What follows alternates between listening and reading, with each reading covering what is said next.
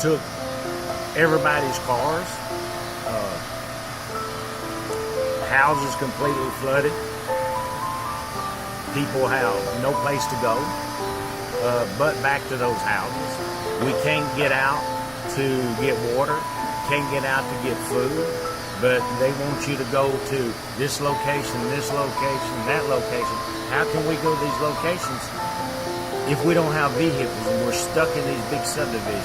I mean, a whole part of Denham Springs, Wisteria, Magnolia. Poor people don't have nothing. Old people don't have nothing. We need help. You know, and just nobody thinks about those who don't have vehicles. You know, we need somebody to come in and help.